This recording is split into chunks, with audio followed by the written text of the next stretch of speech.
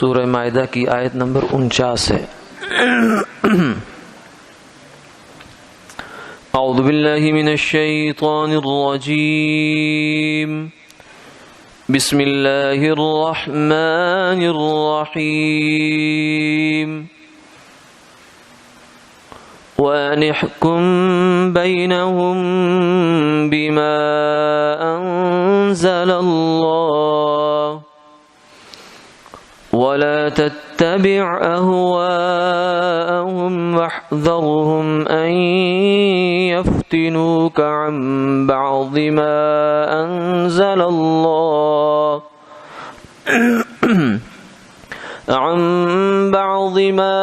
أَنزَلَ اللَّهُ إِلَيْكَ، فَإِن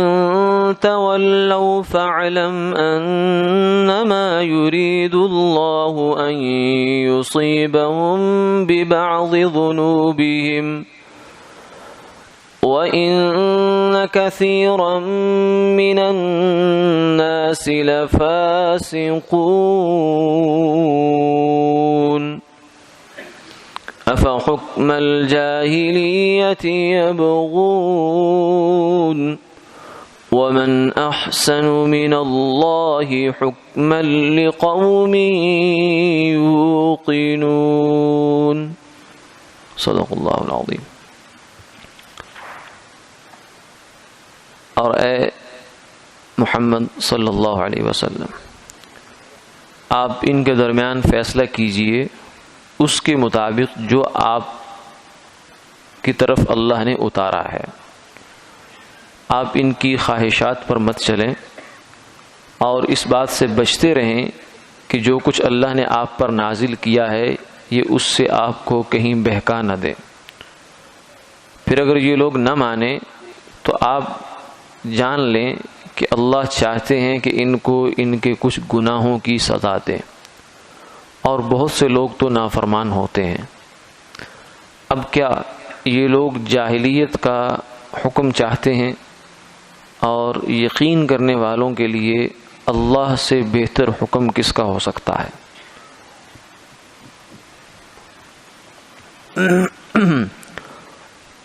گزشتہ آیات سے ایک مضمون تسلسل سے چل رہا ہے، جس کا خلاصہ یہ تھا کہ یہود نے، خیبر کے یہودیوں نے اور مدینہ منورہ میں بنو قریظہ اور بنو نذیر، ان کے یہودیوں نے آپ صلی اللہ علیہ وسلم کی خدمت میں دو مقدمات پیش کیے اور اس سلسلے میں چاہا کہ آپ فیصلہ فرمائیں اور فیصلہ ایسا ہو جو ان کی خواہش کے مطابق ہو، بلکہ اس کام کے لیے انہوں نے یہ بھی تک بھی کہہ دیا کہ اگر فیصلہ ہماری رائے کے اور ہماری منشا کے مطابق ہوا تو ہم مسلمان ہو جائیں گے، اور اگر فیصلہ ہماری رائے کے موافق نہیں ہوا تو ہم مسلمان نہیں ہوں گے۔ گویا کہ آپ صلی اللہ علیہ وسلم کو چونکہ کافروں کے مسلمان ہونے کی حرص ہوا کرتی تھی اور بہت تمنا رہتی تھی کہ کافر مسلمان ہو جائے، تو انہیں پتہ تھا کہ یہ ہو سکتا ہے کہ ایک کمزور پوائنٹ ہو جہاں سے ہمارا کام بن جائے۔ ان کو اسلام سے قطعاً غرض نہیں تھی، کیونکہ اگر اس مسلمان ہونا ہے تو غیر مشروط طریقے سے مسلمان ہونا چاہیے۔ یہ کیا ہوا کہ یہ ہو گیا تو ہم مسلمان ہوئے، یہ نہیں ہوا تو ہم مسلمان نہیں ہوتے، یہ اسلام نہیں ہے، یہ تو سودا بازی ہے۔ وَمِنَ النَّاسِ مَن يَعْبُدُ اللَّهَ عَلَى حَرْفٍ فَإِنْ أَصَابَهُ خَيْرٌ اطْمَأَنَّ بِهِ وَإِنْ أَصَابَتْهُ فِتْنَةٌ انقلب عَلَى وَجْهِهِ خَسِرَ الدُّنْيَا وَالْآخِرَةَ ذَلِكَ هُوَ الْخُسْرَانُ الْمُبِينُ۔ فرمایا کچھ لوگ ایسے ہوتے ہیں کہ جو اللہ کی عبادت کرتے ہیں بالکل بارڈر پہ کھڑے ہو کے،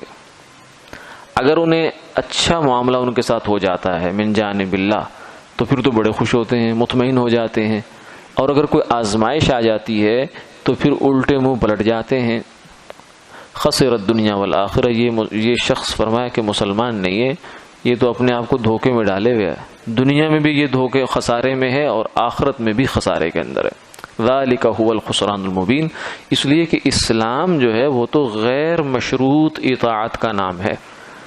اللہ کے سامنے اپنے آپ کو سپرد کر دینا، حوالے کر دینا بغیر کسی مطالبے کے۔ یہ نہیں کہ اگر ہمارے حالات اچھے ہوئے تو ہم مسلمان ہیں، اگر حالات میں خدا نخواستہ اونچ نیچ ہوگی تو ہم مسلمان نہیں، اسلام کو ہمارا سلام ہے، یہ شخص جو ہے یہ سرے سے مسلمان ہوا ہی نہیں ہے، یہ تو اپنے مفاد کا مسلمان ہے، یہ اللہ کے حکم کا تابع فرمان نہیں ہے۔ تو اس لیے انہوں نے یہ سوچا کہ شاید آپ صلی اللہ علیہ وسلم ہمارے حق میں فیصلہ کر دیں گے اس بنیاد پر، لیکن آپ نے تو فیصلہ جو فرمایا وہ تو وہی تھا جو اللہ کا منشا تھا۔ آپ نے فرمایا کہ تورات لاؤ۔ مسئلہ یہ تھا کہ رجم ان کے ہاں زانیوں نے، دو شادی شدہ لوگوں نے زنا کیا تھا، مرد عورت نے، تو چونکہ یہودی رجم کی سزا تورات کے مطابق شادی شدہ زانی کی سزا رجم تھی، اسے پتھروں سے مار مار کر ختم کر دیا جائے، تو یہودی اس سزا کے کل عدم ہونے پر اتفاق کر چکے تھے، مذہبی طور پر انہوں نے کہا کہ آئندہ کسی کو یہ سزا نہیں دی جائے گی، اس کو ختم کر دیا تھا،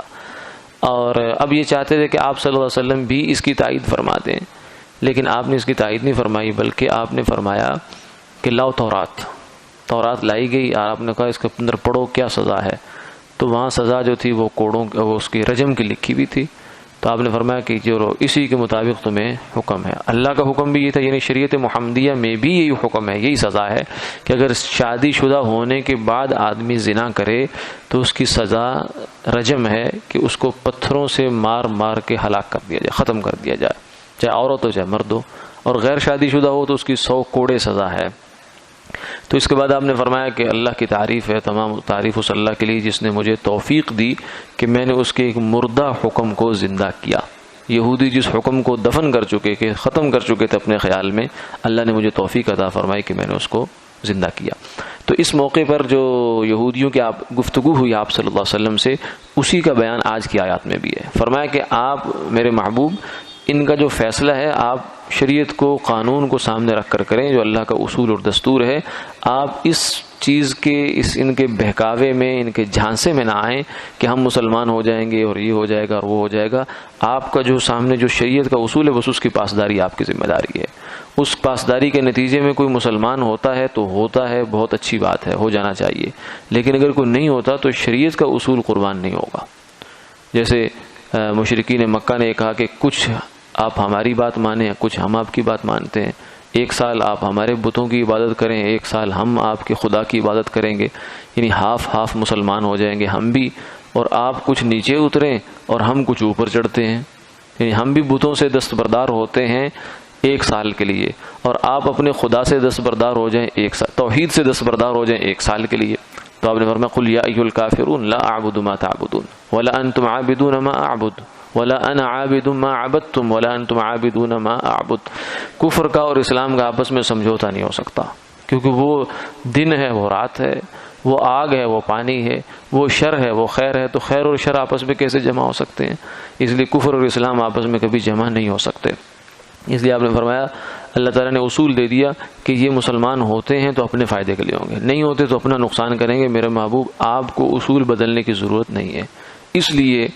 داعی کی بھی یہ ذمہ داری بنتی ہے کہ وہ شریعت کے اصولوں کی قربانی کر کے کسی شخص کو دعوت نہ دے،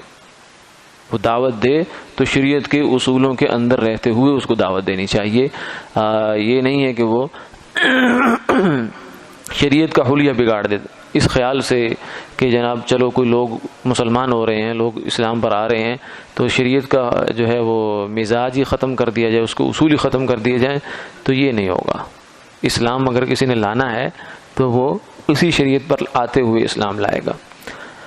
آگے فرمایا فَإِن تَوَلَّوْا، اگر یہ بات آپ کی بات نہیں مانتے میرے محبوب، فَاعْلَمْ أَنَّمَا يُرِيدُ اللَّهُ أَن يُصِيبَهُم بِبَعْضِ ذُنُوبِهِمْ، تو کوئی بات نہیں ہے، اس لیے کہ اللہ نے جہنم بھی تو بنائی ہے، وہ کس لیے، اور دنیا میں بھی ان کو عذاب دینا ہے۔ ضُرِبَتْ عَلَيْهِمُ الذِّلَّةُ وَالْمَسْكَنَةُ وَبَاءُوا بِغَضَبٍ مِّنَ اللَّهِ، یہ یہودی جو ہیں ان پر اللہ نے ذلت اور مسکنت، بے چارگی کا عذاب ان کو دیا ہے، تو وہ بھی تو رہے گا۔ اگر یہ سارے اتنے ہی اچھے ہوتے تو ان پر پہلے یہ مصیبتیں کہاں سے آتی؟ یہ تو یقتلون الانبیاء بغیر حق، انبیاء علیہ الصلوۃ والسلام کے قاتل ہیں نا حق، نبی کو قتل کرنا اور پھر نا حق قتل کرنا، اس کا کیا جواز بنتا ہے؟ لیکن یہ کام کر چکے ہیں، تو اگر آپ کے ساتھ یہ اس رویے کے ساتھ پیش آ رہے ہیں تو آپ کو دل برداشتہ ہونے کی ضرورت نہیں ہے، یہ ان کے پرانا وتیرہ ہے۔ وَإِنَّ كَثِيرًا مِّنَ النَّاسِ لَفَاسِقُونَ، آگے فرمایا کہ دوسری بات یہ بھی ہے ایک تو یہودی ہیں ہی ایسے، یہ تو ایسے ہی کریں گے۔ دوسری بات یہ ہے کہ لوگوں میں سے بھی اکثر لوگ ہمیشہ بد عمل بد کردار ہی رہتے ہیں۔ یعنی آدمی جو کوشش، محنت، تو داعی کو، محنت کرنے والے کو، کام کرنے والے کو اسی ہدف کے اوپر ہونی چاہیے کہ 100% لوگ مسلمان ہو جائیں، 100% لوگ دین پر چلنے والے بن جائیں۔ لیکن حقیقت یہ ہے، اور دنیا کا کچھ دستور اور نظام ایسا ہے کہ 100% لوگ نہیں آئیں گے۔ بہت خال کبھی ایسا ہوگا، عیسیٰ علیہ السلام جب دنیا میں تشریف لائیں گے تو ایک وقت ایسا آئے گا کہ دنیا میں سارے کافر ختم ہو جائیں گے، وہ مسلمان ہی مسلمان رہیں گے۔ لیکن اس سے پہلے جتنی پچھلی امتیں آئی ہیں، نبی آئے ہیں، ہر زمانے میں خیر والے بھی ہوئے اور شر والے بھی رہے۔ خیر و شر کا یہ معرکہ جو ہے یہ چلتا ہی رہتا ہے، اس نے قائم ہی رہنا ہے۔ تو اس لیے اس سے دل برداشتہ نہ ہو۔ وَإِنَّ كَثِيرًا مِّنَ النَّاسِ لَفَاسِقُونَ، اور جب تک شر خیر کے مقابلے میں نہ ہو تو خیر کی قدر اور پہچان بھی نہیں ہوتی۔ وَبِضِدِّهَا تَتَبَيَّنُ الْأَشْيَاءُ، جب ضد ہوتی ہے، دن کی پہچان رات کے مقابلے میں ہے۔ اگر رات نہیں ہے تو دن کی وہ اہمیت نہیں ہے جو ہوتی ہے۔ اس لیے جہاں 6 مہینے کے دن اور 6 مہینے کی رات ہے، وہاں دن اور رات کا وہ مزہ نہیں ہے، وہ تصور نہیں ہے جو ہمارے ہاں ہے، کیونکہ ہمیں ہر 12-14 گھنٹے کے بعد رات دن کی قدر دلاتی ہے اور دن رات کی قدر دلاتا ہے۔ تو یہ ضد ہوتی ہے۔ کفر کا دنیا میں قائم باقی رہنا یہ اسلام کی گویا کہ پہچان کا بھی ایک ذریعہ ہے کہ یہ کفر ہے، یہ نہیں کرنا، اور یہ اسلام ہے، یہ کرنا ہے۔ یہ نافرمانی ہے، یہ نہیں کرنی، اور یہ فرما برداری ہے، یہ کرنی ہے۔ آگے فرمایا فَحُکْمَ الْجَاهِلِيَّةِ يَغْبُونَ، یہ جو یہودی ہیں یہ جاہلیت کا حکم چاہتے ہیں، یعنی یہ چاہتے ہیں کہ آپ ان کے حق میں جو فیصلہ کرے وہ جاہلیت کا فیصلہ ہو۔ جاہلیت سے کیا مراد ہے؟ مفسرین نے یہاں لکھا الجاہلیہ اتباع الہوا، جاہلیت خواہش پرستی کا نام ہے، انسان کی خواہش پرستی کا نام جاہلیت ہوتا ہے۔ اس لیے علامہ شاطبی رحمہ اللہ تعالیٰ ایک بڑے عالم گزرے ہیں، ان کا اسرار شریعت پر، مقاصد شریعت پر بہت کام ہے۔ انہوں نے فرمایا کہ الانسان اما متبع الوحی او متبع الہوا لا ثالث لہما، یعنی انسان یا تو وحی کے پیچھے چل رہا ہوتا ہے، اللہ کی اور اللہ کے رسول کی بات کے پیچھے چل رہا ہوتا ہے، یا خواہش کے پیچھے چل رہا ہوتا ہے، تیسری کوئی چیز نہیں ہے۔ آدمی کہے کہ نہیں تیسرا کوئی راستہ بھی ہے، میں خواہش پرست نہیں ہوں، خواہش پرستی بری چیز ہے، اس لیے آدمی کہتے ہیں نہیں میں خواہش پرست نہیں ہوں، باقی اللہ کا حکم وہ بھی میں نہیں مان سکتا، میں کمزور آدمی ہوں، لیکن میں خواہش پرست نہیں۔ جو اللہ کا حکم نہیں مان رہا وہ خواہش پرست ہے، وہ اپنی خواہش کے پیچھے چلا ہوا ہے۔ الکیس من دان نفسہ وعمل لما بعد الموت والعاجز من اتبع نفسہ ہواها وتمنى علی اللہ الامانی۔ فرمایا کہ عقل مند آدمی وہ ہے کہ جو اپنے نفس کو لگام ڈال کے رکھے، اس کو قابو میں رکھے، اور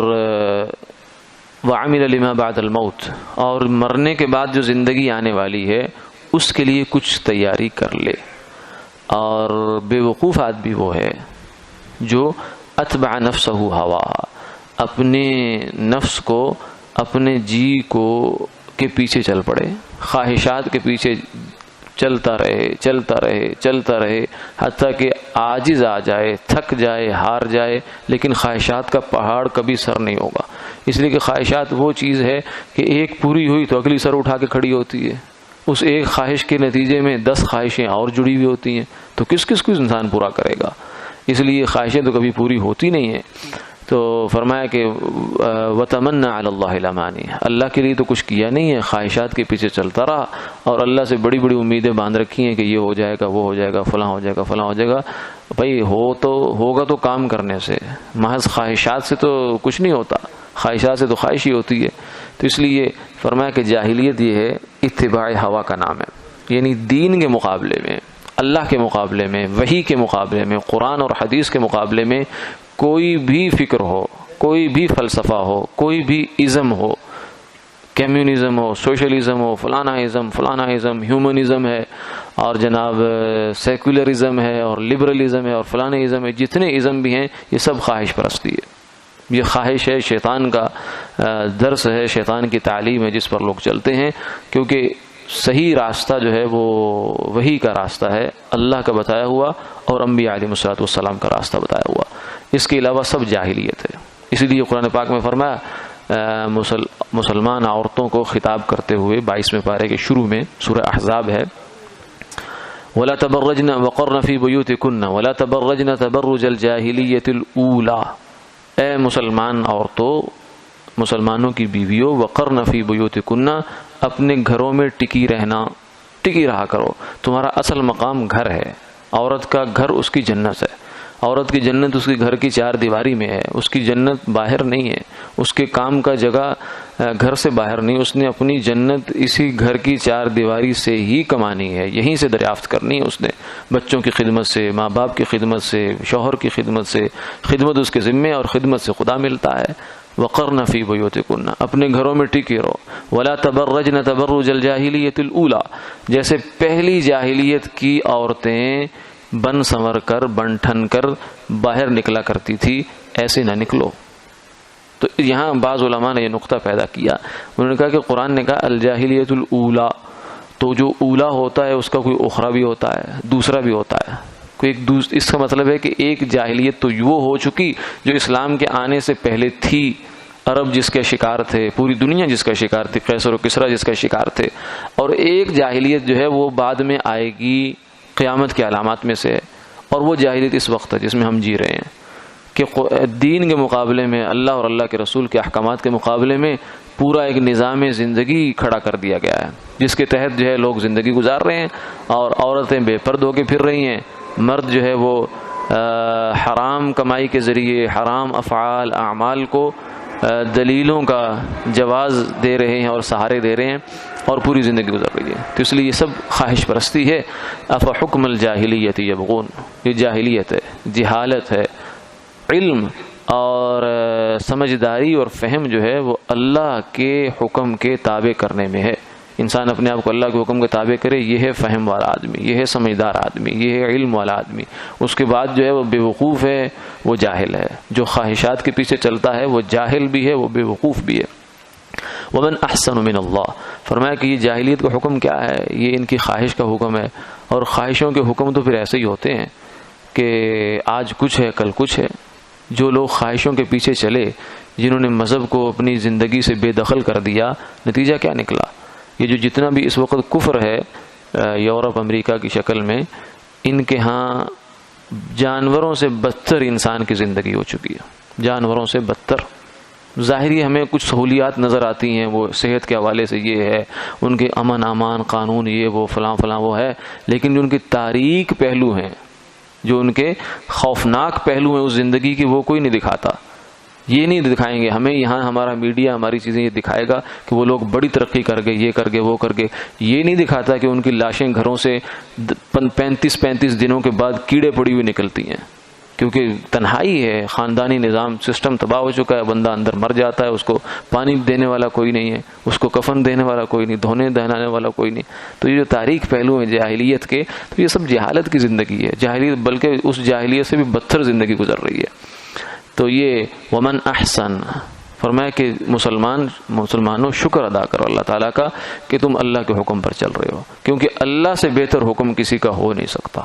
جو عقل پر چلتا ہے وہ خواہش پرست ہے، شیطان کے پیچھے چلتا ہے، وہ شیطان کبھی بھی انسان کا دوست نہیں ہو سکتا۔ ان الشیطان للانسان عدو مبین، وہ اس کو زین لهم الشیطان اعمالهم، شروع میں بڑا اچھا کر کے دکھاتا ہے، یہ بڑا اچھا ہے، بڑی ترقی ہو جائے گی، یہ ہو جائے گا وہ ہو جائے گا، عورتوں کو گھروں سے نکالو، عورتیں مردوں کے شانہ بشانہ کام کریں تو ملک بڑی ترقی کر جائے گا، اور نتیجے میں کیا آئے گا وہ نہیں دکھائے گا، وہ جب آئے گا تو پھر پچھتائے گا انسان کہ یہ کیا ہو گیا ہمارے ساتھ۔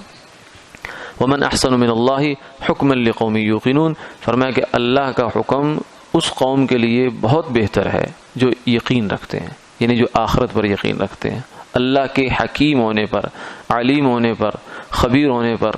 عالم الغیب والشہادہ ہونے پر جو لوگ یقین رکھتے ہیں، وہ کیسے ہو سکتا ہے کہ اپنی عقل کو اللہ کے حکم پر ترجیح دے؟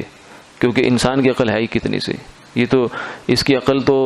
تھانوی رحمہ اللہ نے فرمایا کہ انسان کی عقل تو ایسی ہے کہ جو وہم سے مار کھا جاتی ہے، وہم سے مار کھا جاتی ہے، یعنی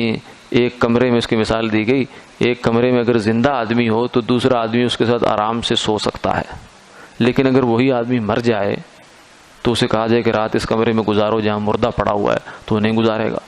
حالانکہ کیا ہے، صرف اس کی قوت وہمیہ اس کو کہتی ہے کہ پتہ نہیں کیا ہے، حالانکہ زندہ آدمی سے خطرہ ہو سکتا ہے کہ وہ مار سکتا ہے، اس کو کوئی نقصان پہنچا سکتا ہے، مردے نے کیا کرنا ہے، لیکن نہیں۔ تو عقل جو ہے وہ ہر جگہ انسان کی دنیا کی زندگی میں کام نہیں آتی، شریعت میں کہاں سے کام آئے گی؟ یہ لولی لنگڑی ہے بیچاری، یہ تو وحی کی رہنمائی میں چلے گی تو فائدہ رہے گا، ورنہ انسان کو تباہ کرتی ہے۔ وآخر دعوانا الحمدللہ رب العالمین۔